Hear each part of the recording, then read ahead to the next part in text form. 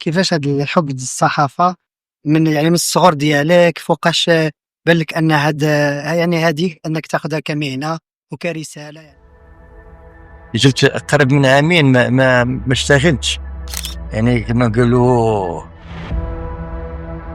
واخا داك هو اللي شرح لي ما عمرو يبرا. لان كيفاش غادي نقدروا نحلوا هذا المشكل ديال الامكانيات؟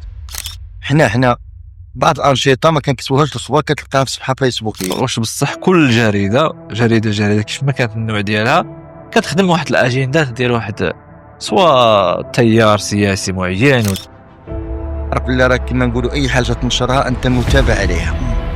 بعض المرات هناك احتياج لاشخاص لنشر الغسيل.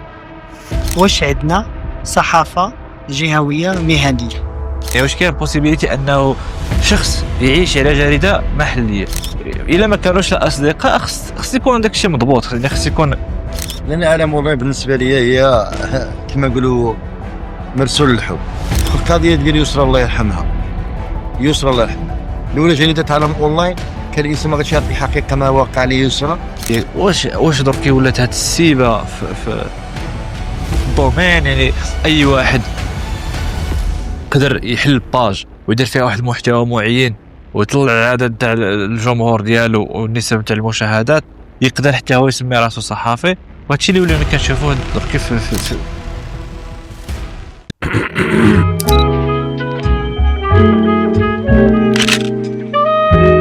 السلام عليكم، مرحبا بكم في بودكاست نجمة الشرق. الحلقة هذه غادي تكون شوية سبيسيال، جبنا واحد الموضوع اللي شيق. دونك راه معنا هنا السي عبد الصمد، الصمد بن العزيز، غادي نخليو له فرصة باش يقدم راسو. ومعنا السي بدر اللي كان معنا ديجا في الحلقة السابقة، حتى هو غادي يعاوننا بشي أسئلة هكا باش نسولو السي عبد الصمد. السي عبد الصمد قدم لنا نفسك، عرفنا براسك، شنو هو عبد الصمد. بالعزيز عبد الصمد، صحفي بمدينة بركان، مدير جريدة عالم أونلاين، عضو في النقابة الوطنية للصحافة، عضو ورئيس الفرع الإقليمي للرابطة المغربية للصحافة الرياضية، عضو في الفيدرالية الوطنية لنشر الصحف، عضو مجلس وطني، منسق الإقليمي ديال الفرع في إقليم بركان، ونائب رئيس المكتب الجهوي. تبارك الله، الله يعطيك الخير. هذا ما كان هو الحمد لله فضل الله عز وجل، لأن بعض المرات الإنسان كيختار الصعب باش أنه يوصل، واختارنا الصعب هو أننا كنا دائما كنمشيو عند الهيئات القانونية والجمعيات القانونية على المستوى الوطني، رغم التعب ديال السفر وكذا كنا كنمشيو كنتلاقاو معهم، كنستافدوا منهم، كنحاولوا اننا ناخذوا التجربه ديالهم دائما الصحافه على المستوى الوطني سابقينا بواحد المده طويله، عندهم ربما تجارب اكبر منا، خصوصا في المنطقه ديال مدينه بركان. كما كيقولوا هذاك خير وخلف خير وخير سلف ما كايناش، حتى كانت كاينه باش ما نقصوش بعض الاسماء الوزيره بحال رزقي سامي، بحال سي مصطفى محياوي، بحال سي بن سعيد. كاين اسماء اللي مارست الصحافه، ولكن ضروري تاخذ. كاين بعض الاسماء اللي ذكرت ديجا نعرفها، ديجا سمعت بها، ديجا جلست معها، تبارك الله. كان قبل ما نختم ضروري نتكلم على واحد العنصر نسوي، واحد السيده حافظه مؤذن كبر بيرحمها خلال هذه الصفحه ديالكم والبودكاستكم، طلبوا قال صوت انهم ترحموا على حافظه مؤذن، لان كانت من الاوائل ديال النساء اللي اشتغلوا في هذا المجال ديال الصحافه الله يرحمها، ولكن ما خداتش حقها، وهي حيه على الاقل.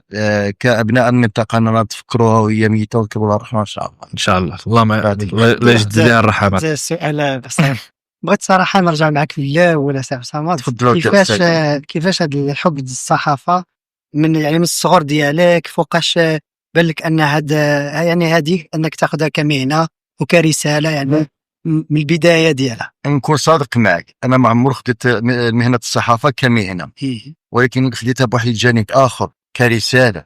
كابن مدينه بركان كان نقولوا دي خاص شي حاجه في هذه المدينه، وهذه الحاجه اللي كنت كنقلب عليها هي واحد الصفحه او واحد الجريده اللي ممكن انك توصل الصوت ديال من لا صوت له. البدايه ديالي كانت منذ سنوات، كان عندي حب المطالعه منذ النشأة ديالي. كنت كنمشي للسوق كنقلب على الكتب قدام وكنت نقراهم، كان عندي واحد الولاء بالادب العربي، هذا الشيء كان يأثر بزاف، خصوصا الروايات، وسببي واحد من تاني بنت عمتي باش ما يكون انا كنت باغي نسولك زعما شكون هذا الشخص هذا اللي دوز لك هذا. بنت عمتي هذه كنت سبحان الله كنت نمشي عند عمتي دائما تلاقيت بنت عمتي عندها بزاف ديال الكتب وفي السن المراهقه كنت كنضحك عليها. حنا ما كايناش في المدرسه نقرا في الدار ولكن مع الوقت كان ديك الكتب كان نقراهم. اول كتاب كان ديال واحد جول فالجو قصه ديال واحد السيد خدا واحد الطفله وهرب بها ميزيرا او قصه قريتها وجابت لي شي شروه نقراها. وكان ثاني قصه اللي بها خلاتني انا بقيت كنمشي السوق نمشي للمكاتب هذوك المكتبات كنقلب على الكتب الاخرى. مرض الهستيريا الجنون الداخلي بديت هذا تلاقيت مع الخوت بقيت نجيب جريده الاتحاد الاشتراكي جريده ديال الشرق الاوسط وبعض الجرائد المشعل ايامات المشعل يعني الصفحه العلوي بديت كنقرا الجورنال. ولكن في هذيك المرحله ما عمرو كنت كنتخيل وما عمرو جات لي الكلمه ديالي انني ممكن انني نكون صحافي او انني ندخل هذا المجال. جامي جات لي في البال. دابا واحد المره واحد الصديق ديالي شنو قال لي كاين بلي هو من القراء حتى هو نيوز قال لي ملي كتقرا بزاف قال لي تقرد كاع غتقول داكشي غتبقى ساكت وكتجمع المعلومات حتى واحد الوقت هذاك بحال واحد كاننا متنئت بالمعلومات والحوايج وباغي حتى هو يهضر. والاجمل في هذه القريه ديالنا كنا في هذيك المرحله كانت منطقه ديالنا كانت منطقه معروفه يعني كنا نقولوا كان الفقر كنا كنقراو مكتوب على الشمع رغم كان عندنا الضوء ولكن كان في العائلات فقيره هذيك تفيض الضوء شعل الضوء تفيض الضوء دائما بنادم يعني كان دائما كنا كنقراو وواحد الحاجه ربما قليل الذي يعرفها وانا الانسان اللي كيقرا على الشمعه اي حاجه كيقراها كتدخل له للدماغ كتخرج. بالعكس ملي كتقرا في التليفون ولا كتقرا ملي كتكون الضوء مشعوله كتستافد شو خرج بدك حتى ما كتستافدش منه. ولكن ملي كتقرا على الشمع خصوصا في هذيك المرحله يعني اليوم طورت الامور يعني ما تبقاش تجيب لك كتاب تقرا. انا بعض المرات والله كاين شري كتب ولكن بعض الكتب واخا شريتهم والله ما يقدر ديك المرحله ما كانش فيها السوشيال ميديا اللي كان يديلو مواقع التواصل الاجتماعي وزيد عليها البز وزيد عليها جريده الكترونيه وزيد عليها خصك تشوف شرا واقع في المدينه وشرا جديد فوالا ضروري خصك تواكب خصنا نقول شنو وقع في كاسيف شنو وقع في النار. وهذه النقطه هذه نوقفوا عندها بالضبط يعني غادي نحاول ما امكن يكون هذا البودكاست عفوي سؤال يديك السؤال ما غاديش يكون داكشي مرتب. هذه القضيه ديال اللي هضرنا عليها التراكمات وديال المشتتات ديال الوقت ما تخليكش دونك ضروري خص عبد الصمد يكون عنده فريق. واش عبد الصمد عنده فريق وكي كيدير يتعامل مع هذه القضيه يعني على الصعيد الوطني كيدير واحد المواكبه ولا كيدير واحد التغطيه على كتشمل جميع بقاع المملكه واش غير راسك واش معك ايكيب وكيفاش هذا شرح لنا هذه القضيه. لهم يضحكني القضيه ديال الفريق تحتاج الى راس مال. نيشا احنا نتكلموا بشكل عفوي اكثر. احنا عندنا اصدقاء كيامنوا بالمشروع ديال الجريده. كان السي محمد الخيري بالبدايات ديالي منير الطرش عاوني بزاف. كاين الخياري هذاك الانسان اللي نطلب الله بهذه الساعه انه يشافي الوالده ديالو الله يشافيها. كاين سي هشام تواتيفاس كان الزملاء ديالي في وجده كان اصدقاء في اكادير. بعض المرات كتنتج واحد العلاقات كتكون فريق ولكن فريق تطوعي انه هو يصيفط واحد المنتوج ديالو واحد المقال ديالو في المقابل انك انت مره انك تشرلو شي حاجه بغيها هو ماشي ضروري حاجه راه اشاريه ولا ماديه ولا شي منتوج. يعني كان بعض المرات بعض الزملاء حضروا السيستم القديم لو تخوك عطيني ارتيكل نعطيك سيرفيس لان بعض المرات شي حاجه كتوقع في مدينه اكادير هذوك الزملاء بعض المرات كيبغوا ينشروها على المستوى الوطني عندهم شي مشكله عندهم شي قضيه ما باغينهاش تحصل غير في اكادير باغيين يخرجوا هذيك المشكله على المستوى الوطني. هذا هو التعامل بيناتهم التعاون الاصدقاء هما اللي كيشتغلوا معنا. ما عنديش فريق اللي قله الامكانيات والانعدام الامكانيات بما اننا قلنا السؤال يدينا سؤال مزيان هذه القضيه نبقاو في الامكانيات السي عبد الصمد. في الامكانيات واش كاين حل هذه المشكله ديال الامكانيات هذه من جهه وإلا ما كانش حل شنو الا مثلا باش نكونوا احترافيين ومحترفين الا ما كانوش الاصدقاء خص يكون داك الشيء مضبوط. خص يكون كيفاش غادي نقدروا نحلوا هذا المشكل ديال الامكانيات. واش خاصنا نديروا راس مال بحال كما غادي تكون عندك شركه، كما غادي تكون عندك جريده الكترونيه، واش بهذا المستوى هذا نقدروا نقارنوا؟ والا كان خصنا واحد راس مال، هذا الراس مال باش غادي شنو فين غادي نستثمروه، كيفاش غادي ندخلوه، كيفاش غادي نردوه. يعني واش الجريده بشكل عام، ولا باش نوضحوا السؤال، واش الجريده عندها مدخول؟ اذا كانت عندها راس مال خص يكون عندها شركه، لان ملي كتجي فلوس كدير شركه ضروري. خصك باش ديري جريده خصك. انا في الاول كانت عندي صفحه فيسبوك، اول صفحه كانت عندي هي بركان اونلاين، واللي في المقابل دارها لي منير لطرش. اول مره درت صفحه سميتها بركان اونلاين، مشيت نصوروا الماتش ديال الباسكيت في الدار البيضاء. ومين كنبقاو يقدموا رسالنا من فتونا بركان اونلاين، تعاملت بواحد النوعيه ديال الاحتقار، يعني كما نقولوا بحال اللي تستهزئوا مني. ما خديتهاش بعين الاعتبار. واش من الناس ديال الدار البيضاء وقعت لنا في الدومي فينال في الرباط. كانت بركان لعبه مع الوداد البيضاوي، وبركان وفتح الرباط اللي كان يلعب مع سلا. واحد السؤال، واش مين سمعوا بركان جهه شافعي ولا مين سمعوا صفحه فيسبوكيه؟ سميت بركان، يا زعما غير سمعوا بركان يعني كان اونلاين، جاتهم شويه الغريبه. وصلنا مع السيد وزير مصطفى الخلفي، كلنا عرفنا برسالنا. واحد قال له بركان، والوزير قال له كاع هادشي ما بقاش دير شي اسم عنده بواد، لان دائما حتى في الوزاره وحتى في المجلس الوطني هناك تقسيم الصفحات المحليه والصفحات الجهويه والصفحات الوطنيه. وهذا هو اللي خلاني من بعد انني قررت انني ندير عالم اونلاين. ما باغيش نحصر راسي في واحد المتر كاري مربع. الا تكلمنا على الخريطه ديال اقليم بركان، ما بغيتش نحصر راسي في اقليم بركان، ماشي لانني كنتبرع باقليم بركان، ولكن قلت غادي نخدم على المستوى الوطني. كان واحد الرؤيه بعيد. هذا الشيء اللي عندي بركان، الا تكلمنا على بركان حتى فريقنا بركان، الا كان باغي نشتي البطوله ديال يلعب بالله يلعب غير نورمال. ولكن انا قلت لا، خصني نبعد. ولكن هي اللي خلاني من بعد بركان اونلاين درت عالم اونلاين. غادي نرجع لك القضيه ديال الامكانيات الماديه.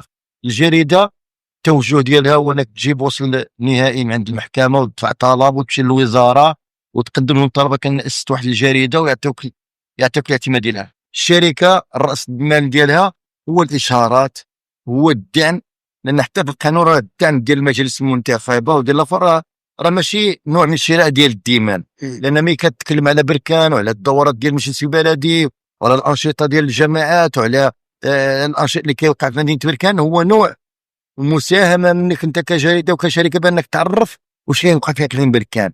كان واحد الدعم اللي كان مخصص في العهد ديال بعيوي. كان واحد الدعم اللي تكلموا عليه كاع الاخوه وناقشناه في المجلس الوطني.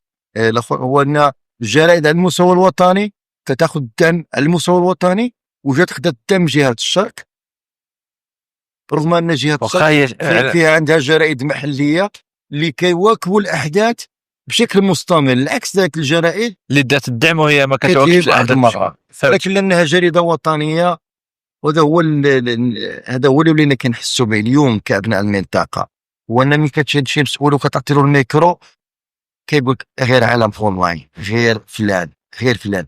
ولكن يجي واحد السيد بلا ما نقولوا بالمركز، كيكون واحد تعامل مختلف. ما في القضيه ديال الدعم. باش نتكلموا عن الدعم باش نوضح لك الرؤيه، وصلنا لواحد المرحله الا خديت الطلب وديتو المؤسسه منتخبه بشكل عام، ماشي نحدوا واحد النوعيه ديال المؤسسات. لان مادام كنتكلموا كجريده تخدم في الماضو ولا تخدم في درسيف ولا تخدم في توريد ولا تخدم في بركان، جريده خديت لهم نقول لهم ودي انايا جريده غادي نواكب معكم الاحداث على المستوى الوطني ولا المستوى المحلي ولا غادي ننشر لكم الاخبار ديالكم. هذا لا يعني انني لا شفت شي حاجه ماشي نورمال غادي نغمض عليها العين ولا ما غير الاخر. ما غاديش يعطيوك الدعم، ولا عطاوك الدعم غادي يتفاوضوا معك، غادي يعطيك كاس ديال الماء، ولكن واش يعطي لك المقابل؟ خص تنشر هذه، ما تنشرش هذه، وخص تنوصي هذه، ومن تجي تصور خص ما تبينش المعارضه، وما ديرش هذا وما ديرش هذا.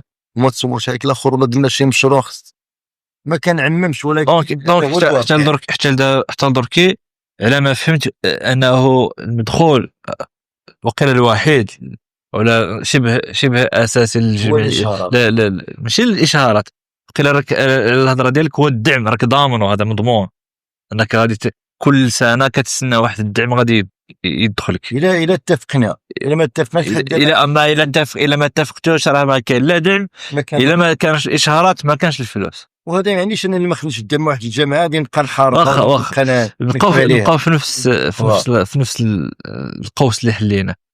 فاش كنمشيو قلت كنمشيو ونهضروا مع واحد المسؤول بجريده عالم اونلاين مثلا، كيقول اونتر بارونتيز راه غير جريده عالم اونلاين، واش هذا المشكل ما كتلقاوش نفسه حتى في الاشهارات مثلا كيحتقر، كيقول لك ايوا راه غير صحه. كيحتقرش. انا عندك واحد الاشكاليه باش نعطيك الاسماء ديال المؤسسات ملي كتمشي على المستوى الوطني حملتلو الاعلانات القضائيه.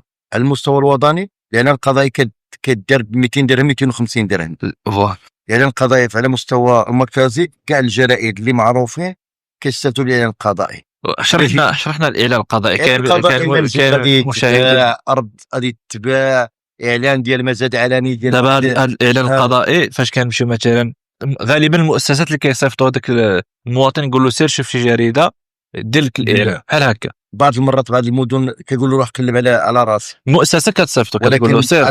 بعض المدن عارفين ما كيتعاملوا فوالا حملت له هذاك بركان ما كانش جرائد يقول روح لوجدي، روح لوجدي شوف شي جريده. راه بعض المرات الا انت تحرك الوثائق ديال المنزل ديالك باش تثبت بلا الوثائق تحرك دير اعلان، طلب المحكمه ودير اعلان في الجريده باش من تجي تخرج الوثائق الكود ديرها ديجا درت اعلان وراه مده وانا كنستنى. الاعلانات ديال الصفقات، بعض الصفقات خصها دير في اعلان في جريده باش الناس تقراها.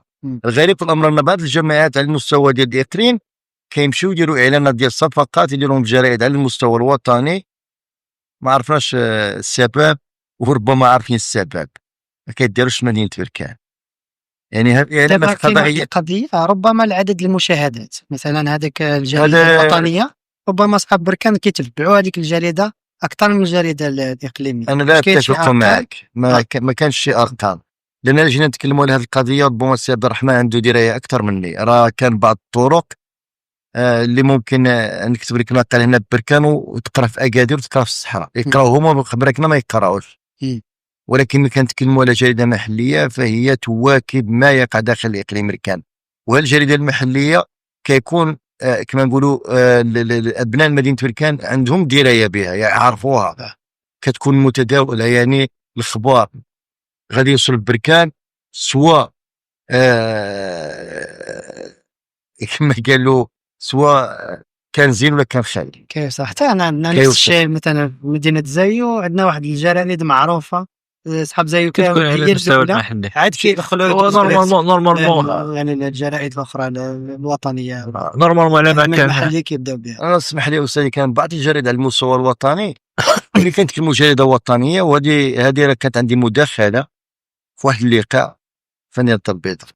اصل الفرق بين جريده محليه وجريده وطنيه وجريده جهويه.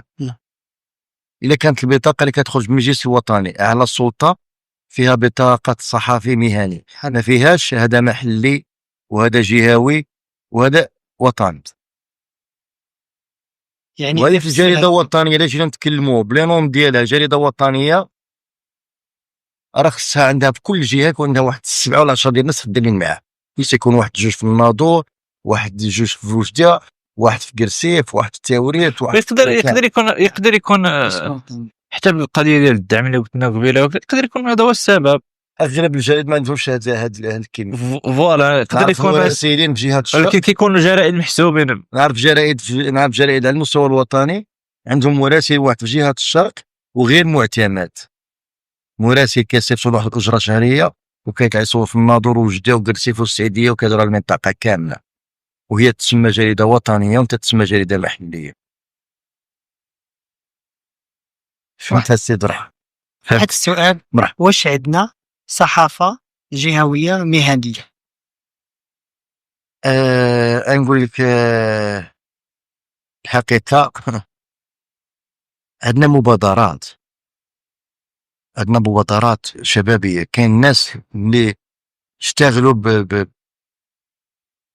كما نقولوا بمهنية أكثر من الناس اللي عندهم المهنية. بعض المرات يخدموا واشتغلوا، ولكن بعض المرات كان هناك ظروف ربما أقوى من الإنسان. ماشي خوف من السلطة، بعض المرات الإنسان ابن بيئته. بعض المرات كاين مشاكل عائلية، كاين الإنسان كما نقولوا البطالة كتلعب دور. بعض المرات كاين الإنسان كما قال كيكون يشتغل، يمرض باه، تمرض امو. يعني مشاكل الحياة اليومية ربما هي اللي تخلي بعض المرات بعض التجارب خدات واحد المسار في الطريق وانسحبت. وهذا الشيء وقع لي حتى انا. نهار اللي مرضت الوالده ديالي الله يرحمها، انا بالله حتى الصفحه الفيسبوكيه واخا عيط لي بنادم ولا نتعامل بنادم، وجاب المده ديال الوفاه ديال الوالده ديالي. وقبل الوفاه ديال الوالده ديالي جبت قرب من عامين ما اشتغلتش. لا كانا لا صافي وصلت واحد المرحله كما قالوا صعيب توصفها. يعني كما قالوا واخا سير ابتسام دركي صافي كتبقى كتسد كل شيء ديك الساعه. راه 7 سنين، ولكن ذاك هو اللي شرح لي ما عمرو يبغى. لان واخا ابتسام نبعدوا على هاد الله يرحمه ويوسع عليها ويجدد الرحمات ان شاء الله. نبعدوا على هذا فوالا. نرجعوا للمقدمه اللي قلنا مجموعه ديال المؤسسات انت كتنتمي لهم. مثلا الرابطه، شنو الدور ديالها وكيفاش كدير تحمي الصحافي في ظل هذه المشاكل هادو اللي كاينين غير هي الرابطه هي واحد المؤسسه اللي فيها زملاء المستوى الوطني اللي سبقونا وعندهم تجربه وعندهم خبره علينا. ونهار المنبر كان حي السي لطيف متوكل، هذاك الانسان اللي يشهد الله انني فوق الشباك تاع الكازا كنلقى فيه الاب والاخ الاكبر، لانه ما كيحتاجنيش بصراحه العباره. ولكن فاش نمشي كازا مسكين لوطيل كما ماشي لان انا رئيس الفرع ديالي يقني بركان ولا شيء، ولكن هاك الانسان مع كل شيء كتسوني عليه كتستشر معاه. هاد الرابطه وهاد الجمعيه ديال الصحفيين كانوا جوج جمعيات على المستوى الوطني. ديال الجمعيه ديال الصحفيين الرياضيين ديال بدر ديال الادريسي، وكان رابطه المغربيه الصحفيين الرياضيين ديال السي لطيف متوكل. وباش تاخذ البطاقه ديال لابياس ديال الكاف خص تكون منخرط في هاد جوج ديال الهيئات. وكانت الجامعه دايره معهم شراكه، يعني البطاقه المهنيه داخل رقعه الملعب ما عندها حتى شي فائده، كتعاونك، ولكن خصك البطاقه ديال الرابطه ولا ديال الجمعيه باش انك تسجل في الكاف. وبعض القوانين دازوا ديال الكاف، لان الرئيس ديالنا كانت خدم في قطر، كان في الامارات، كان وهو كما نقولوا عنده تجربه. بعض القوانين ربما كيكونوا استباقيه بالنسبه لي انايا، لان ملي كتكون شي حاجه كيبقاو دي هذا القانون جا جديد، هذا الاخر كاين، وهذا الاخر كاين، وهذا الاخر كاين. وكان بحال لي فورماسيون، بحال التكوين بعض المرات كيكون تكوين مباشر، بعض المرات التكوين غير مباشر. ها شنو غاين، ها شنو كاين، حتى جات الصدمه ديال بطاقه الملاعب اللي وقعت عليها الضجه ديال احكي لنا شويه على القضيه ديال بطاقه الملاعب وكمل، حقاش دارت واحد الضجه كبيره وشفنا واحد الخرجه ديالك في هنا في الملعب البلدي. قلنا اخا ابتسام. بطاقه الملاعب هي جات بشراكه بين المؤسسات، بالجامعه والوزاره. وهذا هو اللي يصعب، هو انك تجيب واحد الانسان داري شي حتى ملي كنت على جريده المشعب على الوقت كان بدل من يقراها كان يشوف الحبس بين عينيه. وربما الناس اللي قدام يعرفوا جريده المشعب ما ذلك جات لي. كانت جرأة في الكتابه، كانوا مقالات، كانت مشعل. اسم المشعل راه سيدي الشحتان هو رئيس جمعيه ديال الباترونات ديال واحد المؤسسات بين قوسين حسبوا لسانهم مرتور ديال الاعلام على المستوى الوطني. مي كتجي دير شراكه باش انك تاثر الصحفيه الرياضيه على المستوى الوطني، خص على الاقل الجمعيه ديالك او الشركه ديالك، هذه المؤسسه ديالك، اعتذر على سميت الشركه، هذه المؤسسه ديالك يكونوا في القانون الاساسي ديالها وفي الاهداف ديالها داخل ضمن هذا الشيء اللي انت متني عليه شراكه. انت عندك جمعيه الناشرين ديال الباترونات، هاد التكوين ديال الصحافه والتكاد ديال الصحافه عندهم مواليه، الناس اللي التخصص ديالهم، لان ملي كتكلم على الصحافه والاستاذ ربما عنده تجربه، كان الصحافي اللي اختصاصي غير في الفن، لو كتهضر في السياسه ما يفهم حتى شي حاجه، لا تدخل في الفن يعرف الفنان والمنتجين والمخرجين والممثلين والشركات ديال الانتاج ضابط الامور ديالو. كان الصحافي اللي اختصاصي في الرياضه، يعرف اللعبه ديال الوداد فين خرج، ديال الرجاء، ديال بركان، ديال الاخر، اختصاص ديالو الرياضه. كان صحفي بحالنا حنا كجريده الاخر كنشتغلوا في الرياضه والصحافه بمجهودات، يعني ربما تصيب ربما تخرب، ربما كنا نقولوا كتضربوا وتخطا، ولكن كدير مجهود وكدير مجهود كتوصل الخبر. ولكن هاد جمعيه الناشرين ما عندها حتى شي علاقه بالصحافه الرياضيه، ما عندهاش شي علاقه وما عندهاش درايه، واصلا التوجه العام ديال هاد الجمعيه عمرها كانت بعيده على الاخر، والشركه دارت وفق قراراتهم اختياراتهم. ما تشاوروا معاكم انا ماشي قاطع، ما يمكنش انا سنوات وانا منخرط في واحد الجمعيه، وما يمكنش تجي انت كمؤسسه تقول لي لا هاد الجمعيه تعطيك بطاقه باش تدخل الملعب. الا كاينش هاد البطاقه بحال كتفرض عليا نخرط في هاد الجمعيه، راه الدوله اللي سيتها الدوله ما كتفرضش على المواطن انه يكون اتحادي ولا استقلالي ولا تبع الاحرار ولا تبع الاتحاد الدستوري ولا الحركه الشعبيه. تجي انت كوزير ولا كمسؤول تفرض عليا باش راني نخرط مع جمعيه الناشرين. سي جمعيات بطاقه ضبيس ما يقدرش يجيبها لك جمعيه الناشرين، باش تجيبها خص تكون منخرط مع فوتنا في الرابطه ولا في الجمعيه، وما يقدرش يمنع عليك الملعب. حتى القضيه ديال المنع ديالك، المنع ديالي للملاعب غير قانوني، غير قانون، لانك انت ملي كتسلم بطاقه المجلس الوطني للصحافه راه فيهاش ودي في القانون الاساسي ديال المجلس الوطني تجيب بطاقه من عند جمعيه الناشرين. وهذا القضيه ديال هذه البطاقه هذه شنو هو المشكل اللي دارتو لكم اللي لمستوه انتم كصحفيين؟ حنا واش قاطعتوه غير مين ما تشاورش معكم وهذا الشيء من حقكم؟ غير قانوني ولا من غير عليك اقصاء. انا اقصاء الا ما انخرطتش معايا راك مقصي ما غاديش ما تدخلش الملعب. هو ذاك القضيه ديال المنع الملاعب هو غير قانوني، لان انت عندك بطاقه المجلس الوطني وقانونيا ما احتاجش بطاقه الملاعب ديالك، انا لا احتاجها. ملي كدير بيرمي، واش كدير بيرمي لواحد السياره ولا كدير بيرمي جميع السيارات؟ خوف هذه القضيه ديال البطاقه من غير الملاعب.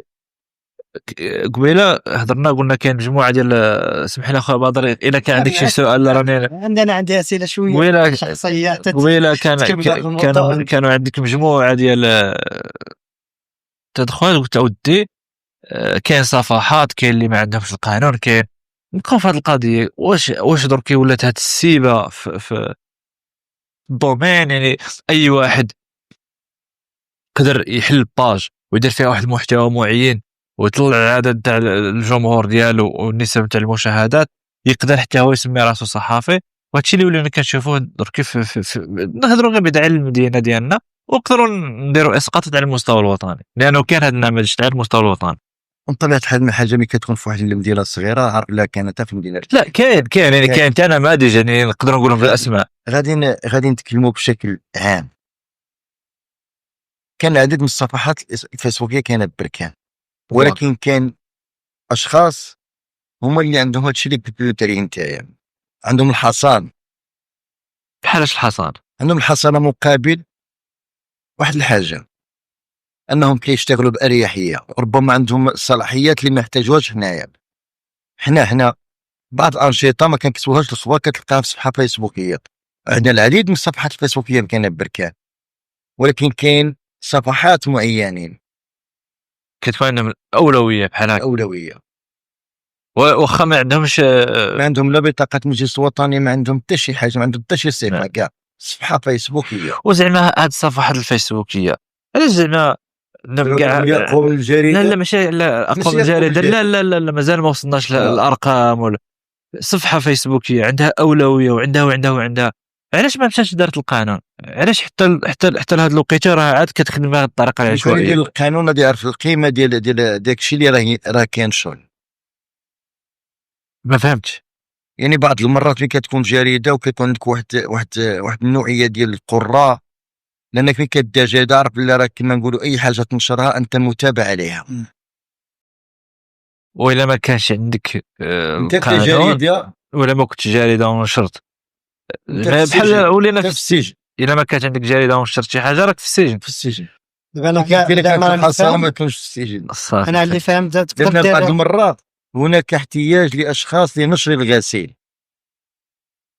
لان بعض المرات شنو هو ما الغسيل؟ يمكنش الغسيل المبادره كما الغسيل وش خدمه اجندات واخا ومصالح. هذه القضيه ديال الاجندات، فاش كنسمع اجندات تركي نسقطوها نوليو الجرائد.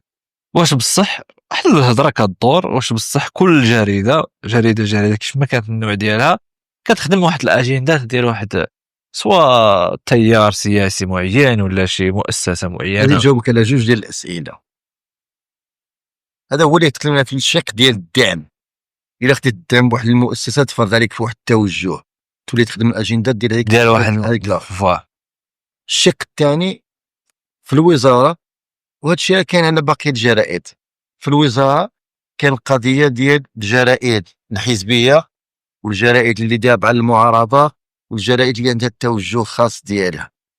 يعني كان جرائد اللي كتخدم التوجه ديال الحزب ديالها، كتلقى جريده بكان، تلقاها بوجده، تلقاها فدا، ربما تابعه للاحرار، ربما تابعه للاستقلال، ربما تابعه للاتحاد، ربما هذاك اختياراتهم. كتلقى الشخص ينتمي الى حزب ديال جريده او شخص ما عندوش انتماء. جريده عالم اونلاين نقدروا نعتبروها تابعه لواحد جريده عندهم واحد الاجنده معينه ولا نقولوا لان جريده عالم اونلاين، جريده عالم اونلاين هي جريده الصدفه، هي جريده كما قال له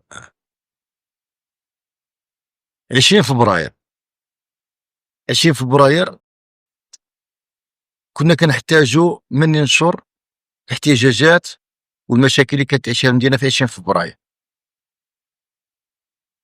كنا كان اختلاف التوجه ديال العام ديال الناس اللي كانوا داخل تنظيم ديال حركه 20 فبراير، ان كانت توجهات مختلفه، جميع المغرب حقوق الانسان، حزب الطليعه، اتحاد اليسار، هذا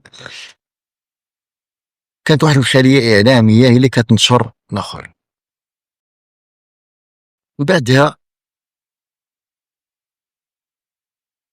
كنشوفوا بركان زون،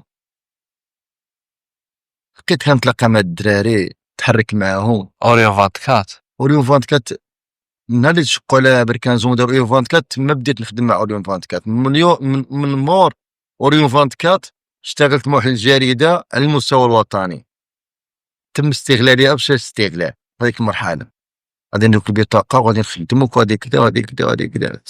واشتغلت قرابه عام وانا كنشتاق كاين والو. موراها درت بركان اونلاين. مول بركان اونلاين في 2013 مول بركان اونلاين خدمت في بركان زوم غير شي لقطات هكا، غير كنت كنعاون الدراري هكا. مول بركان زوم كنت خدام في اوريون 24. اوريون 24 خدمت معاه كان واحد الطاقم شي دراري كانوا زينين، منير شيتار والدراري كان اللي راه دبر على راسو اليوم بلا ما نقولوا الاسماء، فهمت. ولكن التوجه ديال العالم اونلاين هو توجه ربما كانت علاقتي مع الخط ديال اليسار قويه في 20 فبراير نقدروا نقولوا توجه يساري. يعني ممكن نقدروا نقولوا عالم اونلاين تخدم الاجندات ديال اليسار ممكن، لان كان اليسار كيشتغلوا في واحد النطاق ديال الدفاع عن المدينه والدفاع، يعني ربما اليساريين او هذوك الناس ديال جميع المغرب حقوق الانسان وديال اليسار ربما فيهم واحد الغيره، واحد الحرقه على المدينه، ربما عندهم حتى الجرأه، لان الجرأه ديال العالم اونلاين اكتسبتها في 20 فبراير. نهار المنبر كان طرح مال السي محمد ابراهيمي الله يرحمه حزب الطليعه، السي محمد الوقاح ديال السي محمد ديال اليسار الشركي الموحد، كان بزاف ديال الاسماء ربما هما ساعدوني في التكوين ديالي، ربما حتى حتى السي محمد عابدي والسي الصالحي والسي الزناقي وبزاف ديال الاسماء. هذه القضيه ديال التكوين، سمح لي اخويا بدر، اخر سؤال بغيت تسول باش نوليو عاوتاني شويه الامور الاكاديميه. صحافي فين يقدر يقرا هذا الصحافي الا بغينا نخرجوا صحفيين يعني مكونين وعندهم خلفيه اكاديميه واضحه، ماشي غير صحافي وصافي؟ انا كنشوفوا هذه القضيه ديال صحفي هكا صافي لبس الكاسكيطه ديال صحافي وراه صحافي، كتجي تبحث في المسار الاكاديمي ديالو ما تقدر تلقاه ما قاريش كاع، تمشي تشوف واش تقدر تلقاه ما يعرفش حتى يكتب، ولكن راه صحافي وعنده جميع الحقوق ديال الصحافي وعنده البطاقه ديالو وعنده جوج تاع الاسئله في سؤال واحد. شنو كيفاش كديروا نتعاملوا مع هذه النقطه؟ انه يكون ضمن طاقم ديال جريده تلغى له صحافي مراسل يقدر يكون ما عندوش بطاقه، وانت مراسل من حقك تلغى له مراسل ولا مراسل يعني ممكن تلغى له مراسل بالبطاقه. مراسل ديال جريده لا يسمى صحافي، مراسل غير معتمد يسمى متعاون. مي كنصيفط انا واحد الورقه مكتوب فيها جريده تعلم الله تعتمد السيد عبد الرحمن الحدودي، متعاون مع جريده اكس قانونيه، بغاو يديوك في البوليس يديوك صافي، غير قانوني صافي. راه غير يعني قلت لك راه غير كيتجاوزوا كما كيتجوزوا ما انت كيتجوزوا مع الصفحات الفيسبوكيه في بعض المناطق، لان باش انك تخرج تصور خص الرخصه، خطينا ببطاقه المجلس الوطني وخطينا بالرخصه ديال وكيل الملك ديال الاخر، خصك الرخصه بالمركز السينمائي المغربي باش انك تخرج تصور.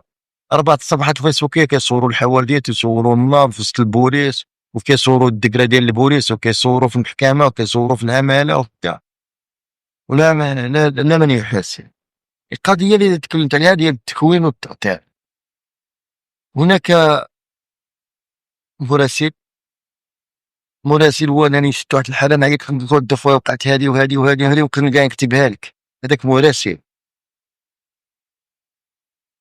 صحاب ناقل خبر، صحفي ناقل خبر، وقعت حادثه تركي عطاتنا الدوره ديال المجلس البلدي، عطاتنا لي بروفيل. دابا هاد لي بروفيل اللي بغاو يقراو الصحفي المهني اللي باغي انت الاكاديمي ديالو، باغي انت داك الشيء اللي باغيه نتايا، هو اللي يكون رئيس التحرير. رئيس التحرير في جريده ضروري خصك تكون قارئ. الجريده ما كتدخلش تديرها في العام، علاش هو قرا في الاكاديمي شي خدم غادي يجي انت يجي كما نقولوا الخضر النووي ولا شي واحد. راه الجزيره من دخلت الحرب ديال العراق اعتمدت على مراسلين واشتغلوا مع الجزيره وما قلبتش في الاكاديميه ديالهم. المهم انك شخص عندك درايه بالمنطقه تقدر تدخل وتخرج تجيب لها الاخبار ما يقع داخل العراق. راه بعض المراسلين ديال الجزيره في فلسطين راه ما عندهمش يعني الفكره اللي بغيت توصل هو انه المراسل او الصحفي في داخل الميدان ماشي ضروري يكون قارئ، يكون عنده غير درايه في ما تكونش عنده، ما يكونش عنده الابتدائي كاع. الا كان السيد غادي ينفعني. يعني قلت العام ديالي انا عندك السيد يقدر يجيب لي معلومات ويقدر يجيب لي اخبار ويقدر يجيب لي مواضيع، يبقى الشكل الاكاديمي ولكن رئيس التحرير او مدير النشر هو اللي يعرف يدير الصياغه ديال المقال، لان في الصياغه ديال المقال كان بعض الكلمات وبعض المصطلحات اللي ممكن يدخلوا في الصياغه ديال المقال ولا حتى توجيه الخط التحريري في داك الشيء اللي بغاها ولا ديك الاجندات اللي انا كصحافي اي كارثه نقدر نديرها ما نقدرش الاخر، لان رئيس التحرير هو ما يتحمل المسؤوليه. علاش كيكون دير خص رئيس التحرير ومدير النشر يكون عندهم تكوين اكاديمي، لانه هو اللي عارف الطريقه ديال الصياغه ديال المقال. شنو هو الدبلوم المينيموم اللي ممكن يكون عند رئيس التحرير باش اللي كتعتمد عليه جريده حاليا يكون عنده الاجازه ضروري خص باش اجازه ولا ماستر. هنا جينا نفتحوا بين قوسين، راني كندفع للوزاره راه ما يسولوكش واش عندك في الادب العربي ولا في التاريخ ولا في الطب ولا اجازه صافي، اجازه يعطيك بطاقه، وهذا في حد ذاته راه خاصو اسئله. الا كنت باغي انت واحد التوجه عام ديال الاخر راه خصني اللي عنده الادب العربي، لانك كتسمع مقالات وكذا. دخلنا لك والله الذي يخدم لك المونتاج واش يدير بالرسول الاجازه؟ عندما يدير بالمونتاج واش يدير بها؟ الذي يخدم لك الديزاين ديال الفوتوشوب وديال الاخر واش يدير بالاجازات؟ غادي يخدم معاك، هو خدام معاك.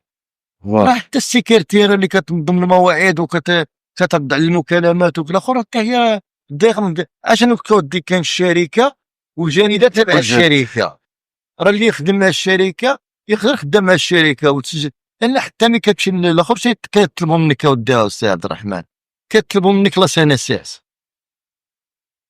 كتطلبوا منك لا سنساس.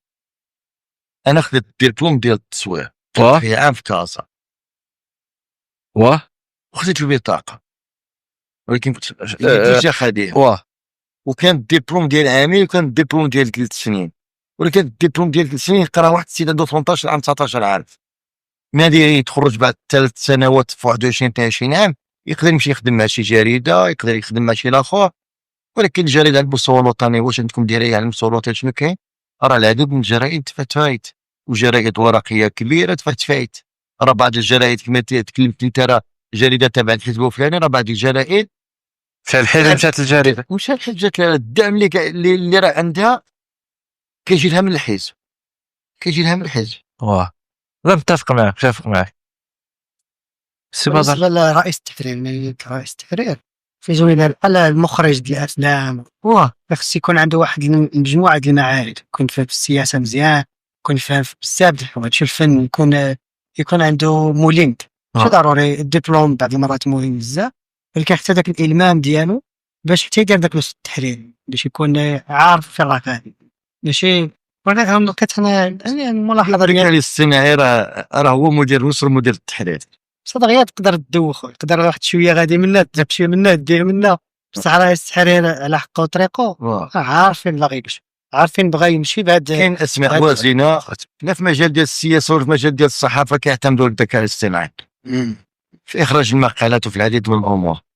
وهذا لا يعني انه فاشل ولا شي حاجه، لان اليوم السرعه والوقت كتقتضي انك كما ملي كتشتغل بس هذيك الجريده البرنامج ديال الخط التحريري ديالك كتشتغل البرنامج ديال المونتاج، حتى هذاك راه واحد نوع من الاخر. واحد السؤال على ما لاحظت، كاين يعني مالك ديال الجريده ومدير يعني النشر ورئيس التحرير وصحفي وشنو بتقول مراسل مصور، هادو كاملين كيتجمعوا في شخص واحد. بعض المرات كنلاحظ كيكون في الجرائد الميتة بحال وكاين عاد واحد القضيه اخرى، بيزنس مان مثلا، هذا اللي غادي يجيب الاشهار، اللي غادي يجيب الدعم، اللي غادي هذه القضيه. الاشارات بعض المرات الاشارات كيكونوا اشارات عاديه، شي واحد التعاطف بغى يبيع شي دار، لا شي مول شي افتتاح ديال شي مؤسسه، يا شي واحد دار شي قهوه، شي واحد دار شي حاجه، كيكون اشهار عادي. اما الاشهار ديال المؤسسات الحقيقيه ملي كتمشي للبركان كتقابل المؤسسه كتقول له انا جريده بغيت انا نستافد من الاشهار ديالهم. كان بعض المؤسسات بلا ما نذكر سماواتهم، بعد نقول لك سماوات ديالهم، كان بعض المؤسسات اللي كيعطيو الاشهارات على المستوى الوطني. يمكن هذه المشاهدات يقدر ما عندها شي علاقه. لا اجي نمشيو لهذا، لهذه القضيه ديال الاشهارات والبيزنس، نوليو ديك النقطه اللي كنا بدينا نتعمقوا فيها، وجاتك واحد الذكرى بدلنا كاع شويتينا كاع الموضوع، دخلنا شويه في السياسه شويه في اجي نوليو بيزنس. درك كجريدة عالم اونلاين او كصحافي عنده بحالك يعني بروفيل مشابه لك تماما، ما يمكنش يعيش في الجريده بيان سور ياك. انا ما عايش في الجريده، خص ضروري تكون عندك شي مهنه اخرى. انا عندي مهنه، ولكن في هذه الحاله اللي راك فيها اللي ما يمكنش، ولكن واش الا مثلا خدمنا عليها وصوبنا مجموعه ديال الامور، واش ممكن، واش كاينه امكانيه، واش كاين بوسيبيليتي انه شخص يعيش على جريده محليه، يعيش بها يكون اسره، يدير اولاد، واش ممكن؟ دونك علاش عبد الصمد ما قدرش يديرها؟ واش عندك ضغوط في الخدمه، واش عندك ضغوط في علاش زعما؟ لان عالم والله بالنسبه لي هي كما نقولوا مرسول الحب. يعني انا بعض المرات كنقعد السيمانه 10 ما كنلونسي حتى شي مقال، على حسب الكانه زعما، ماشي على حسب الكانه، لا غير بقى غير كونسي ما شي ودازال عندي نحدي انقلب الى ضد. بعض المرات كان مواضيع كيفوتوا في المدينه اللي بزاف ديال الصفحات والاخر ما كيبغوش ينشروهم، ما كيجي الدور ديالك، ما كنجي انا كنشر هذاك الشيء اللي كيستعصي ولا بعد لا ولكن كيخافوه انا كنجي لونسي. ولكن الا عطاناك فلوس قلت لك هاي الفلوس هاكا تقدر تعيش بهذه الفلوس شحال تما سي عبد الرحمن؟ لا ما عرفتش الفلوس على حساب ني كاين مدخول، ما كانش غير اشارات، ما كانش كاين مدخول، كاين مدخول حقيقي. عليك الصدق لا ماشي انا الذي نفرض عليك ولا شيء واحد، لا انا كنقول لك الجريده عندها مدخول. واش تعيش هذه تعيش بها وتعيش معها. انا نتمنى يكون عندي الفلوس. الجريده ممكن ندخل بها فلوس، لا ممكن نخدم هاد الدراري ونخدم ناس هذيك الساعه كما نقولوا غادي تبقى تخدم الفلوس وتدخل الفلوس. وكاين الناس اللي في كازا اللي بجريده راهم خدامين عايشين على وليداتهم وبخير، ماشي دليل على انهم. كنقول لك راه كان الصرف وكان الطرح. راه سيدنا رسول الله ملي كان دعا لواحد المعركه راه كان الناس اللي كانوا معه وتخلفوا على المعركه، وسيدنا رسول الله كان يدير الخطبه ديال الجمعه وسمعوا التجاره سمحوا فيه ونزلت فيهم الايه اذا راوا التجاره فضوا تركوك قائمه. يعني ماشي دليل على انه راه كاع الصفحات الصفراء والصفحات المسترزقه كما كتدخل الفيسبوك كتلقى بنادم ما عمر دافع على راسه. وش بعض المرات كتلقى بعض الوجوه اللي هي الاسترزاق يحشم بها، وكيدخل الفيسبوك الصحافه الصفراء صحافات الاسترزاق واحد السؤال صح دابا باش تنظر بحال هذا ديال شويه بيزنس يعني استثمار كذا.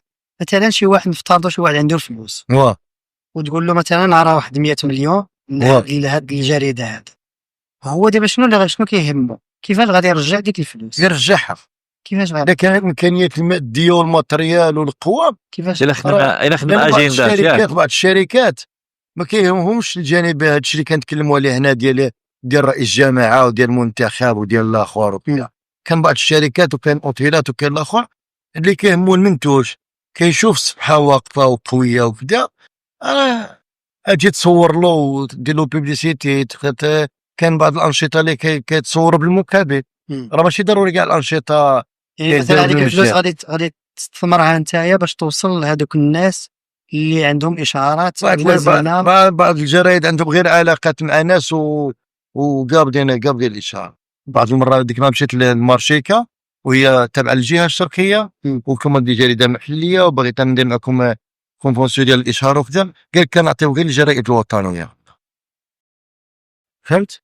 لانه ربما هذوك الكليان ديالهم دابا يجي لهذيك مارشيكا. كان بعض المره العلاقات يجي واحد كان بعض المره العلاقات وحتى هنا راه كاين ناس يعني ما هذه هي النقطه اللي بغينا نناقشوها.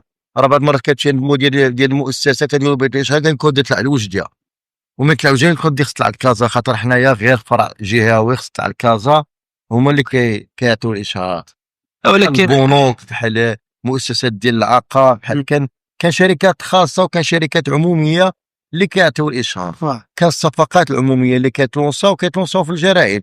باش هذه الشركات يشاركوا في هذه الصفقات العموميه في كيقراو هذا الشيء كيقراو في الجرائد. علاش حنا ما كنستافدوش بهذه الصفقات العموميه حتى حنا دارنا صفقه يعني كما نقولوا ديال الاعلانات ديال هذه الصفقات لي زابيل دوف. مثلا كان الشركه ما كتدخل والو. راه بعض المدن الشركه نعطيك انا نموذج ديال طنجه خدامين لان الشركات كيعطيوهم الاشهار. ماشي دايرين دائم الاشهار كيخدموا التوجه ديالهم ولا كينشروا المغاسيل ديالهم بحال الصحراء الداخله راه كيديو الدعم معنى انهم ديو الدعم وعندهم مراسلين وعندهم ناس خدامين معاهم ودايرين لهم الشهريه وكيخلصوا الدراري ديالهم. العكس ديال المنطقه الشرقيه. الا جينا نتكلموا عن المنطقه الشرقيه التجربه ديالي كنائب نعطيك انا 99% ما كاينش ده. كان الجرائد سواء ملي كنقولوا جهويه حتى بركه راه جريده العالم راه جهويه. لا وجده ولا الناظور بركان كتلقى جريده في الناظور هو رئيس التحرير هو مدير نشر هو المصور هو كل شيء. ولكن راه كاين طموح الشباب باغي حتى هما. نعرف انا الدراري في الناظور اللي باغي حتى هو يخدم بنات باغي يخدم ولاد باغي يشري ماتريال لان كاين مشاريع في الناظور راه استثمار. راه ما كانش شي رئيس شي دوله في العالم ما عندوش الاعلام على جنبه. واللي وجود الاعلام على جنبك راه ماشي بالضروره انك خصو يخدم حسب الرغبه ديالك ولا حسب التوجه ديالك. راه كاين امور اللي بسيطه ممكن الانسان يتفق عليها. انا غادي نخدم لك هذه الاخبار وهذه وهذه وهذه وهذه ولكن في المقابل الا كان شي انتقاد ولا كان شي حاجه راه ممكن نوصل الصوت ديال الناس، لان الجريده ما تبعش ليك انت عندك. وهادشي اللي وقع لتوفيق بوعشرين بعض الشركات حيدوا الاشاره عليه لانه فرضوا عليه واحد التوجه عام. فهمت المعنى ديال هذا؟ فهمتك مزيان. هنا واحد القضيه بدا في بركان مؤخرا شي 6 شهور دابا، ولكن واحد الحدث دابا انا تم هادشي ديال التقني واي حاجه. بعض المرات كنمشيو لمراكش نمشيو لكازا باش نحضر هاد الفعاليات. وكان مؤخرا عندنا واحد الفعاليه ديال كتسمى ليوتي ديال تكنولوجيا الاشياء ولا انترنت الاشياء. وكان هنا حفل يعني جاونا ناس مهمين ما وصلناش الخبر حتى داز عاد بان لي واحد الفيديو هنا يعني بعض المرات كتكونوا شي حوايج اللي مهمين كيوقعوا في بركان اللي وقعوا في الناظور ولا وقعوا في وجده، وما حنا الجهه الشرقيه يعني ولا ديالنا ما كيوصلناش غير فعين كتقدروا نسافروا دول اخرى ولا مدن اخرى باش نحضروا هذه الفعاليه. هنا ملي كتكلم على هذا الاخر كتكلم على مراكش واكادير والاخر اي حاجه كيديروها كيعطيوها عن اشاعه اعلامي، كيعطيوها اشاعه اعلامي استباقي. هذا شهور هما كيروجوها اعلاميا. عاد كتلقى هذاك الاكتيفيتي هذه القضيه ديال كتلقى شركات كيساهموا. هنا كدير اكتيفيتي تمشي للسعوديه تقول له دي هنا عندنا جمعيه بغينا نديروا واحد الاكتيفيتي يجي لنا هذا وهذا وهذا وهذا وبغينا لوتيل يعني تساهموا معنا في غرف معينه بالمجاني. يقول لك لا القضيه ديال في هذا المجال الفني مثلا تلقى الرباط غادي يجي مثلا الشاب خالد تمو وغادي تلقى المغرب كامل يقدر بنادم يسافر باش يحضر، في حين تلقاه جا السعيديه حتى واحد ما ساق الخباط جا غنى ومشى وكاتا واحد ما قضيه ديال الاشاعه المشكل اللي كيديروا هذوك الجرائد ولا اللي كيديروا المؤسسات. شكون اللي كيدير شنو القصد بالاشاعه؟ باش المؤسسات اللي كدير الاشاعه على راسها المسؤول واخا اللي غير الباب على راسو وكيشتغل مع واحد ما كتشوفش ما كيصيفطهم في الواتساب كيقولوا نونسيو نشرو ما كتشوفش انت باللي كيتعامل مع شي واحد مزيان ديال بعض ما كتشوفش مزيان ما كتشوفش انت باللي مساله تاع الاشعاع ولا لفت الانتباه لك المسؤول ولا هو انها تكون عندي واحد الجريده واخا ولو انها ماشي غير محليه تكون غير تغطي واحد غير الجماعه ديال بركان فقط، وكان عندها واحد الخط تحريري مزيان، كانت نقيه، كانت كتبيبلي بشكل مستمر. واش ما غاديش دير اشاعه على راسها هي بعدا وتلفت الانتباه داك المسؤول وغادي يجي هو يجي عندها وغادي ديك الشركه هي تجي عندها دير الاشهار. علاش انا ما نديرش واحد الخطه ولا واحد الاستراتيجيه مغايره ونخدم على الخط التحريري ديالي؟ وانت قلت واحد القضيه مهمه هي انت على حسب ما قلت انت هو على القناه ديالك انت كدير هذا الشيء ولكن واحد القضيه مهمه قلتها هو انه تقدر بعض المرات تجلس سيمانه حتى 2 سيمانات ما تنشرش حتى شي مقال حتى كتنشر خطره واحده، وفي نفس الوقت اللي كتعاني بالمساله ديال انه كاين تهميش ما كاينش اشهارات ما كاين. والشركات راه من حقهم عاوتاني يشوفوا واحد الجريده اللي عندها واحد نقولوا الاشاعه واصله وعندها واحد الوصول كبير للجمهور ديالها باش انها تعطي داك انا غادي ندير اشهار. شنو الغرض من داك الاشهار؟ هو انني اولا ديك لا بيبليسيتي هو انني نوصل لاكبر عدد ديال الناس في اقل وقت ممكن، وغادي نخدم مجموعه ديال الادوات. من بين هذه الادوات هي الصحافه، وهاد الصحافه عندها مجموعه ديال القراء ومجموعه ديال المتابعين.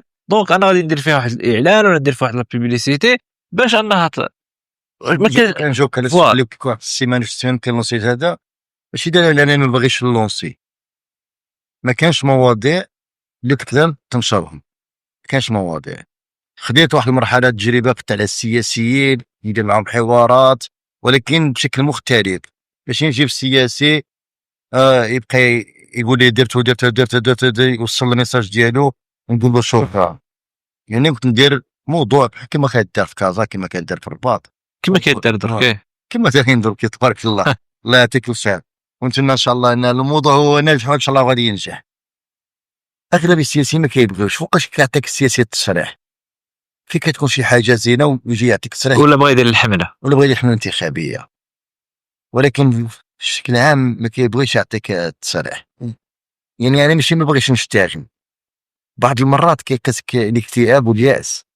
كتحضر في واحد لاكتيفيتي والمره صارت لي في السعيديه اكتشفت لان الشركه ديال التنشيط السياحي في السعوديه كتعتمد على وسائل اعلام في اكادير وفي طنجة وفي مراكش وكذا، ومبالغ خياليه كبيره في المقابل ما كتعملش مع المنطقه الشرقيه، فهمت؟ وهذا هو اللي كيبغي كاين نشاط في السعوديه انت ما كتوصلش الاخبار. لان علاش؟ لان هذاك المسؤول اللي في السعوديه لونصاف جرائد اكادير ولونصاف في طنجة ولونصاف هادي ولونصاف هادي، كتلقى الناس ديال اكادير عندهم الخبر واش يوقع في السعوديه، وانت اللي ولد بركه ما عندكش خبر واش يوقع في السعوديه. ديك النهار كنا في السعوديه جايبين جوج فنانين لبنانيين في السعوديه، وحنا كنا في السعوديه غير بارازا، اكتشفنا اللافته مشينا حضرنا، فهمت؟ قالك راه فرقنا لي بال، حنا ما كناش انا اصلا ماشي مشينا دخلنا تدير احنا الصحافه بغينا نشوفوا، قالك راه فرقنا لي باج، قالك الناس اللي سكريبتو فوقاش درتو الاعلان ديال الاخر، قالك درناها في السيت. شكون هذا السيت هذا؟ واش وصلتوا مع الصحافه على المستوى الجهوي؟ واش لا قالك درناها في اكادير وطنجة ودرنا في هذه، ورا الناس داو لي باج ديالهم وبدا الاخر. وهذا مسؤول في منطقه ديال اقليم بركان وفي جهه الشرق، وكيدار لي زاكتيفيتي في السعوديه في لوطيلات وكذا. هذا مشكل، هذا مشكل كبير. لان انا نقول لك ملي كنقول لك انا عضو مجلس وطني في الفيدراليه ونائب رئيس المكتب الجهوي، انا كندخل الجروبات ديال النطر البيضاء وديال اكادير وديال فاس وديال مكناس، لان انا ملي الدراري صحابي اللي فيه مكناس واكادير وكذا عندهم واحد اللي جروب مدخليني فيه، الناس ديال النطر البيضاء مدخليني في واحد اللي جروب. وكبعض المرات كنقرا كنتلاقى بعض المرات مقالات على السعوديه وعلى وجده كتحس انت ما حضرتش. ماشي انا ما باغيش نحضر، ما باغيش نحضر، ولكن هذاك المسؤول اللي تعين في وجده ولا تعين في السعوديه راه جا علاقته مع الناس ديال طنجة اللي قاعدين ولا يتواصل معهم غير هما. ولكن علاش ما توصلش معاكم زعما؟ واش ما وصلتولوش ولا وصلتوا له كانوا ما غاديش نبرر راسي ولا الاخر، راه درنا محاولات كثيره، كان بعض الامور اللي كنقولها لك ولا كنقولها لك من بعد نهايه الحلقه. بعض الامور خصها الواسطه، خصها زعما السي الصمد زعما شاب كاع هاد، نقدروا نقولوا حصار، نقدروا نقولوا تهميش، نقدروا نقولوا اقصاء، ومازال يعني الجريده انا في الاول كان الجريده ما اعتبرهاش مهنه، اعتبرها وسيله. يعني كما نقولوا في القضيه ديال يسرى الله يرحمها، الاولى جريده عالم اونلاين كان الانسان ما غاديش يعرف الحقيقه ما وقع ليسرى وماذا وقع في كانت واحد التغطيه، لان هذوك الناس اللي جاوا من كازا واللي جاوا من وجده واللي جاوا من ناظور كنا نديروا اصدقاء ديالي دخلوا عندي وشافوا واش كاين هادو جاو. كان هاد الناس اللي ما خصهمش توصل هكا. راه شوف، ما عرفتش انت واش طالعت على القضيه ديال يسرى، انك راه صحفي وخدمه وقايه مدنيه، ضرب البوط، حط الكاميرا، يعني سمح في الكاميرا ودخل حتى هو معاهم. يعني راه ماشي اول مره، يعني بعض المرات فاش كتكون شي مثلا الله يستر كارثه ولا الله يحفظ، راه كتصيبو حتى هو داخل كيعاون. ديك البنت اللي ديال ولا فاصل راه كان شي علم والله ماشي كان شي علم اونلاين. هاد الصحافه المسؤول ما يجيش يكسبوا الخبر، لان كان واحد من النوعيات ديال المغرب كامل شي صفحات غادي يقولوا وفاه الطفله، عاد ما يقولش حتى وفاه الطفل، غادي يدوروا يمروها مرور الكرام. ماشي كنقول لك شي حاجه من الخيال، ولكن كانت حقيقه. بزاف ديال المراحل عاش خدي كاين هناك ضغط ديال صفحات الفيسبوك النبائي، هذا كاس ديال ما كيبغوش الكاس ديال الماء. فهمت؟ هذا القضيه ديال الطوبيسات ديال حركه بركان. حنا كنا كنقولوا الطوبيسات خورده كازيو تشرب هولندا، وكان ممكن انهم يجيبوا طوبيسات جداد من قنيطره ولا من كازا، وفيهم احد التقنيات، فيهم الجي بي اس، فيهم كاميرات، فيهم الوي في، فيهم وتلقى منهم رخيصه لانهم يجيبوهم من هولندا، والباطو والمازوت ديالهم باش تجاوب طنجة. علاش ما جاوش حتى الناظور؟ حطوا في طنجة باش تجيبهم من طنجة. تخيل ان 80 طوبيس بعد الحافلات جابوهم غير باش يدوا بهم الماتريال. وكان ممكن دير صفقه مع اي حدا شركه من كازا وتجيب لك حافلات في المستوى. حنا كنا كنقولوا طوبيسات خورده وكازيو وصفقه فاشله، ولكن كانوا بزاف ديال الناس كانوا يصفقون للباطل. كنقولوا بلا صفقات في المصطلحه ديال المدينه وكان بعض الناس قال لك ودي واقع حنا كنجيو الكسوه خرده. انا كمواطن نجيب كسوه من الباكور ما يهمنيش، سير السماط كسوه ديالو قديمه وتجيك دير لبسها ما يهمنيش. سير السماط غادي ولكن انت كمسؤول انت خص تجيب لي شي حاجه اللي انا ما يمكنش. كانت شركه بركان وجريت عليها، وهذيك الشركه اللي جريت بركان اللي كانت شركه فاشله مشات لقنيطره ومشات للتاوريرت ومشات لكرشيف وجابت الطويصات في المستوى. وانت تنقول لك شركه فاشله وكتحاول انك تسوق من خلال بعض الصفحات الفيسبوكيه على الشركه اللي كانت بركان شركه كانت فاشله. ولكن ملي كتجي المقارنه كتقول يا ودي شدات في قنيطره يا واش انا البارح قريت في قنيطره دوك المواطن مابقاش يمشي حتى للشركه ويخلص 120 درهم ويستنى يعطيو له الريسيبو، ولا غير بار انترنيت يدخل للموقع ديال الشركه طق طق طق طق ويأكتيفي وراه عنده الاخر، راه عنده واخا. شوف انا نرجعوا شويه عن الرياضه. قيلا شحال ديال الوقت الدراري؟ صراحة مزيان. هضرنا في مواضيع مختلفة وقضايا مختلفة، دلوقتي يعني في المسار ديالك هذا مليء جميع المواضيع والقضايا اللي اشتغلت عليها. تشوف تفكر أكثر موضوع اللي خدمت فيه واللي هكذا عاقل عليه مزيان وكتحس به شي موضوع مهم بزاف اللي في المسار ديالك خدمت فيه. اجي نتكلموا على القضايا. كان بزاف ديال القضايا اللي كان عندها وقع في المدينه، يعني اللي عندها وقع عليك انت اللي انت كتفكر شي موضوع هكذا زعما كيفتخر انه خدم على هذا اللي عاقل عليه. دي مثلا انايا يعني التجربه ديالي واخا بسيطه صراحه مع في 2018 2020 كنت كنخدم في مجال يعني الفيديو، كنت كنحرر الفيديوهات. مثلا هذا السؤال هذا غادي نتفكر في هاد الفيديوهات بزاف. كان عندهم موقع وعندهم بحث ليا انايا خدمت فيهم بزاف وعندهم تاثير. يعني شي حاجه اللي انت جيت الاول الزوج الثاني ولا غير واحد. الاول مشيت صورت المزاره وما كنتش كنتوقع انني نصور المزاره غادي توقع لك الكارثه، لان ملي صورت المزاره وفي هذاك النهار باش ما تنساش ذاك النهار كانت هذه 3 المحاكمات سين كابيل فايق روطار والله ماشي تقريبا والله عز وجل فايق روطار وغادي غير بواحد التوني واحد الناله ديال الميكا غادي المحكمه ديريكت. مشيت للمحكمه حضرت الجلسه ديالي وتاجلت. كانوا شاكين 3 ديال الناس كانوا شاكين بيا وراه كان ربحتهم من بعد. ما خرجت من المحكمه عاد غادي نمشي نتقهوى مازال ما فطرتش عاد غادي نمشي نتقهوى. حليت التليفون تلاقيت لي زابيل بزاف قلت دير عندنا الباطوار وقع كارثه في الباطوار. قلت نمشي للباطوار ونمشي نتقهوى. مشيت للباطوار كتنصور عندك كتراسي في السطافات في الكوميساريه مع 11:30 داوني الكوميساريه بسبب هذا القضيه بهذا الفيديو هذا. شنو كان في الباطوار كانت فيه كارثه. الباطوار كان هذاك الفيديو هذاك هو السبب ان الباطوار تبلع. كان شي مشكل كبير. لا كان ما كانش الماء ما كانش النظافه. الجزاره كانوا يسلخوا يذبحوا ما كانش فين يتوضاو ما كانش فين يغسلوا. المهم الجزاره كانت عندهم معاناه كبيره وبتاع. تحاكمت عام هذاك الباطوار ولكن حتى هو ربحتهم. هذا المنبر كنشوفوا واحد المحامي. ولكن دابا انت شنو درت؟ نشرت الخبر؟ ممنوع تنشر دي وليت تكلمنا على القضيه ديال الدعم وديال المجالس المنتخبه. ممنوع تنشر هذا الصوالح هذا. خص دائما تقولوا دير الايجابي واخا ما كاينش الايجابي خص تختار خير الايجابي. ولكن في الاخر الحمد لله القضاء ربحتوا وخا دوك وقعت الاصلاح للباطوار مازال كان طاقه الباطوار لان ما يمكنش انك دير الاصلاح للباطوار ببعض المليار وباقي نفس المشاكل اللي كانت واقعه من قبل. هذا الشيء كيصب يعني هذا الخبر انك كتشوف ان مزيان.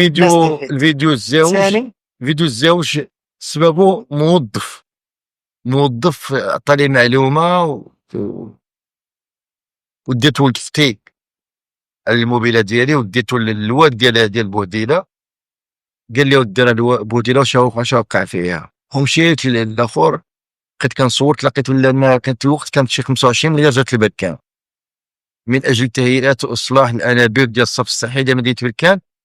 واكتشفنا بلي هذاك الروكارات ديال بركان كاملين داكشي ديال المياه الصف الصحي كانت كترمى في بوديله في الوسط ديال واد الشريعه.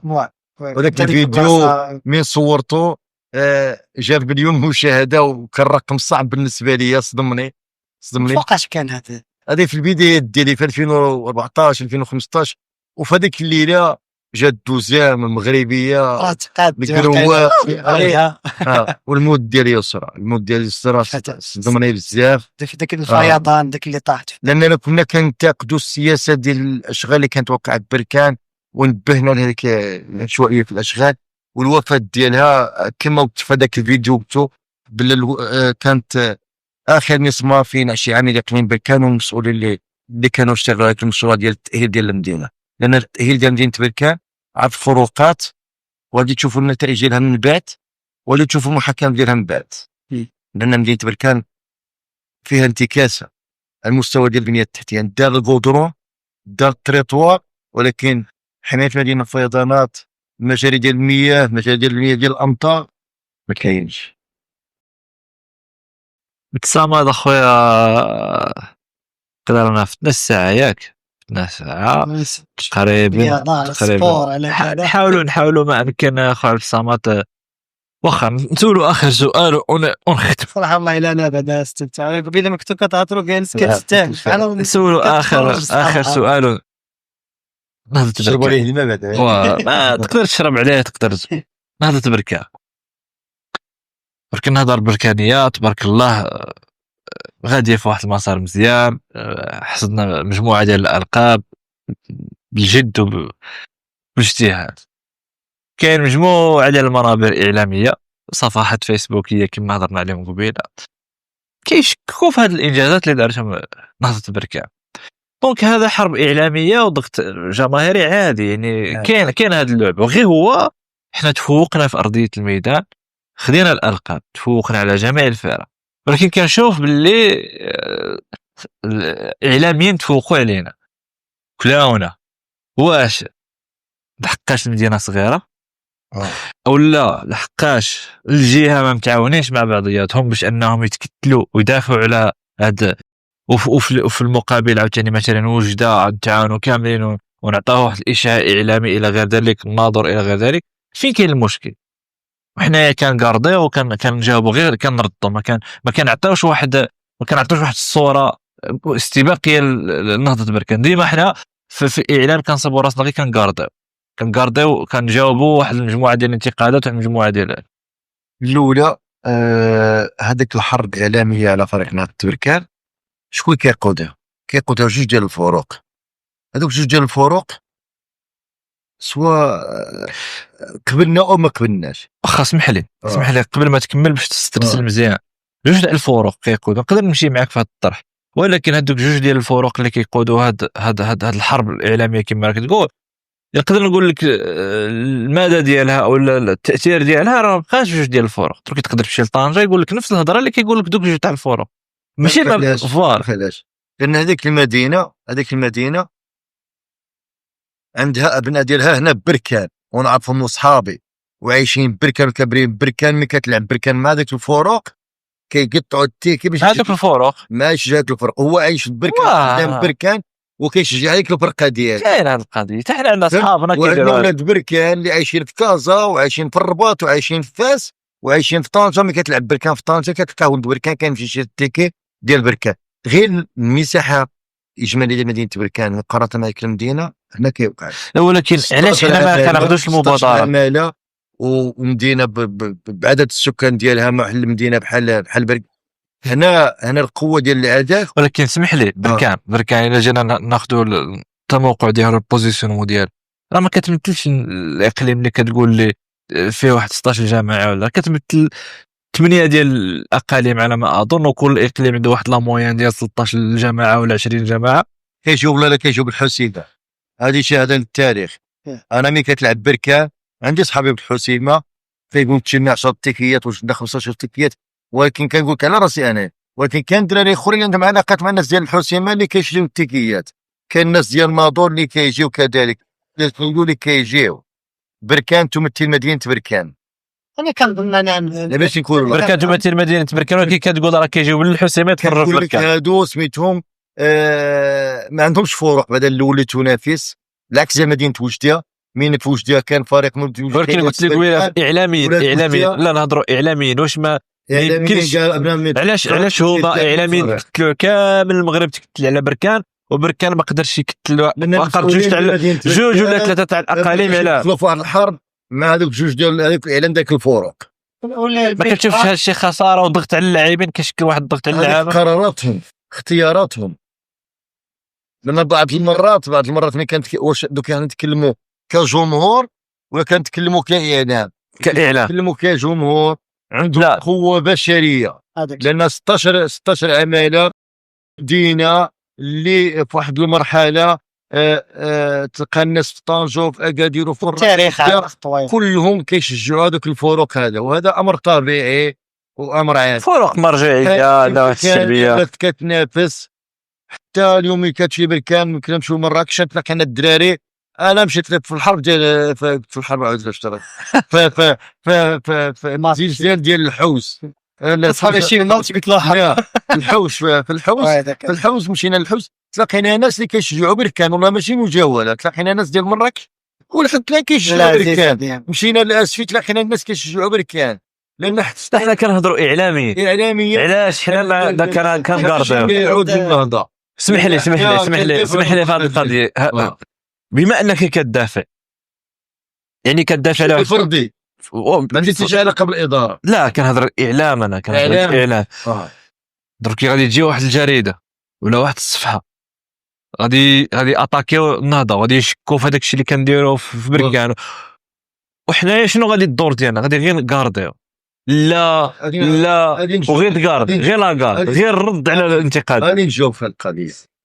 بعض المرات بعض المقالات وبعض الصفحات الفيسبوكيه كينشروا بعض الاخبار اللي ما عندهمش حتى شي 1% ديال المصداقيه.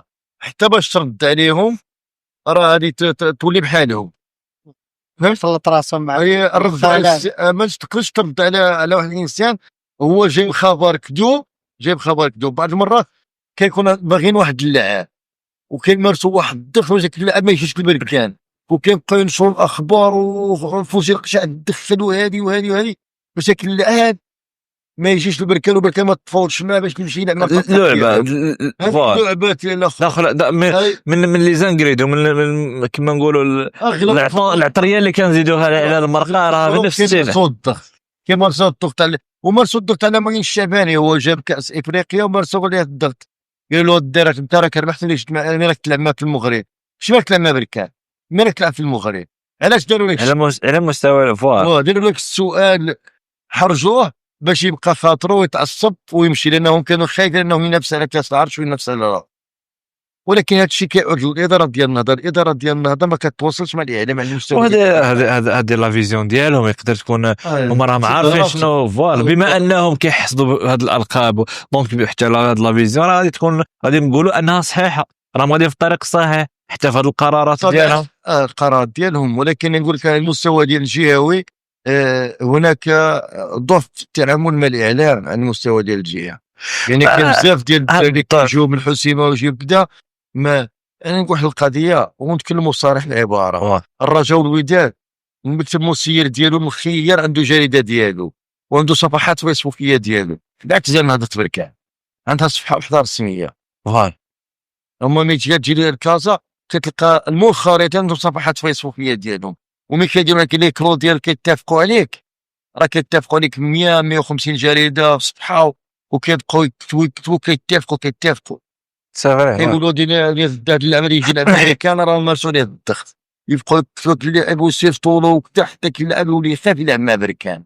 بالعكس النهضه ما دخلوش في النهضه عندها هذا الخلق الاعلامي. لا اسمح لي كثر في النهضه كاين جرائد اللي كيكتبوا على النهضه البركانيه ولا صفحات ماشي نقدروا نقولوا صفحات اللي كيكتبوا على النهضه البركانيه عندهم واحد قاعده جماهيريه كبيره وكتتبعهم كاين واحد جوج صفحات ولا اللي ناجحين كاين في بركان وهذاك الشيء يعود اليهم راه يقدر يكون عندهم علاقه.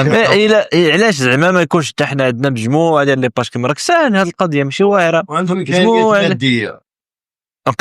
نقدر نتفق معك في هذه القضيه هاد لي باج عندهم امكانيات ماديه وانا كنشوف في مساله عدد وصافي هذوك دابا العدد ما يقتصرش على المدينه لان ملي كيكون واحد الفريق قوي راه لا عدد المحبين عدد المحبين دابا مثلا هذوك الفرقات اللي قلت مثلا كتلقى واحد واخا تلقاه في العيون ولا تلقاه في شجاع بركان وكاين في تونس شجاع بركان على زعما الوداد والرجاء تلقاه كبر من الصغر وهو الوداد كيكبر واخا تجيب له كيما بغات تكون هذيك الفرقه. احنا ما كنهضروش بحرقه ما كنركزوش على الجمهور كنركزوا على الاعلام. التعامل ديال المؤسسات ديال النهضه مع الاعلام الجهوي نقول لكم من غالق على صافي فهمت مفهوم.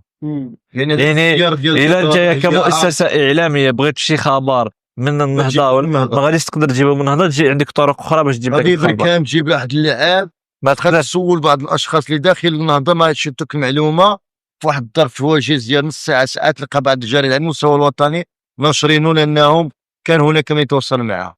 فهمت وتقول له غادي يجي مدرب ولا يمشي مدرب خاصو على الكوميتي ما يعطيوكش المعلومه. بالعكس انا ملي كيصوني لهم شي واحد من خارج الجهه ومن خارج الاقليم على المستوى الوطني كيجاوبوه كيعطيو له المعلومه. علاش كتلقى كازا بعض المرات عندها معلومات على نهضه بركان اللي حنا ما كنعرفوهاش. واخا سيرة صمد كانت حلقه مزيانه ونديروا شي حيتات حلوه لا ماشي حاجه قلت شي كانت حلقه مزيانه. كان ناخذوا الرد تبارك الله عليك مسار حافل وواش ما سخيناش بك الصراحه. الله اذا اقتضى الحال نقدروا نعاودوا شي حلقه اخرى في مواضيع اخرى نقدروا نختصوا معاك انت كاع في موضوع معين فوالا. عبد الصمد اخويا اخر كلمه قدرت تشوف الكاميرا تقولها، سواء بغيت تصيفط ميساج للاعلام المحلي سواء بغيت تصيفط ميساج مهم باش نكملوا كنشكر اخو عبد الرحمن الحدودي الله يحفظك. راه كنت من الاوائل اللي استضفناه. الله يعطيك الخير وهذا شرف ليا. الله يحفظك وان شاء الله كما نقولوا هذا مشروع ناجح ويزيد ان شاء الله.